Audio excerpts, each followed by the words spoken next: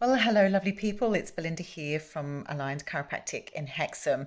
And, I wanted to make an observation over this lockdown period on how beautiful the weather's been. It's been absolutely amazing. And I think lockdown would have been a whole lot harder if it had rained every day or we hadn't been able to get outside because it's windy or just generally unpleasant. But the weather has been absolutely unbelievable and the best it's been as long as I can remember living here in the UK. So that's been an absolute blessing. And the other important thing about having great weather, not only does it get you outside, but you're also going to get a wonderful dose of vitamin D.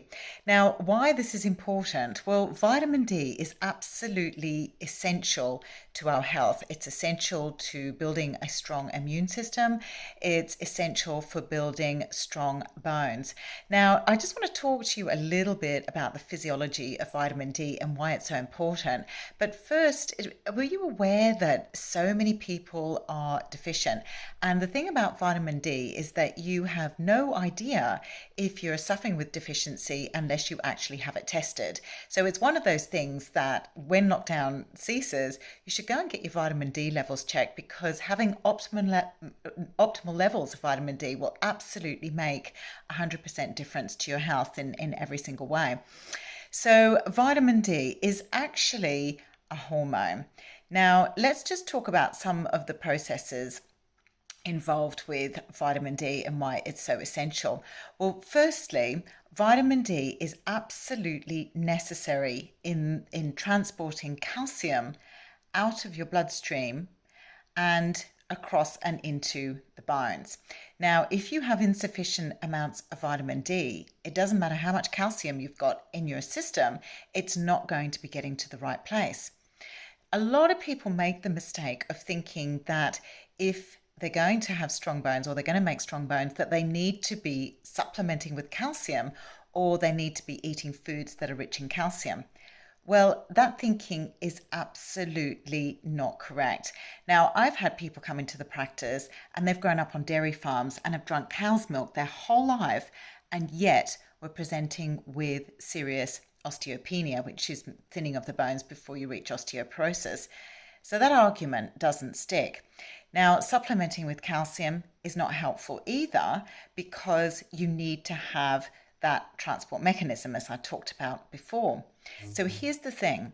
It's not calcium that you need to make strong bones. It's actually vitamin D and its companion vitamin, which is vitamin K2. So it's D3 and K2. And together they make an effective transport mechanism which drag the calcium across from the bloodstream and into the bones. So this is actually how you make strong bones. Now, the other important outworking of being vitamin D deficient, or vitamin K2 deficient for that matter, is the fact that the calcium, instead of getting transported to the bones, which it doesn't, it has to go somewhere. So it ends up sitting in the walls of the arteries. And what does that do? That creates hardening of the arteries. So not only do you end up with osteopenia, thinning of the bones, or osteoporosis, but you also develop calcification or stiffening of the arteries, and this leads to an increase in blood pressure and cardiovascular problems.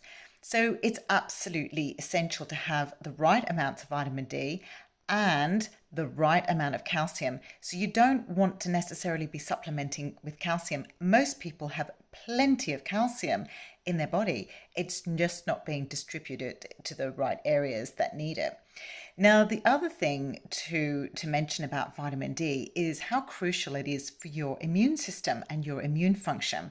Now, if you've got great levels of vitamin D, then you are going to have much more resistance to colds, flus, and other viral infections. This has been shown in studies, and the most recent study was an Irish study which demonstrated the effect of vitamin D in terms of its protection against viral infection or the complications of exposure to viruses.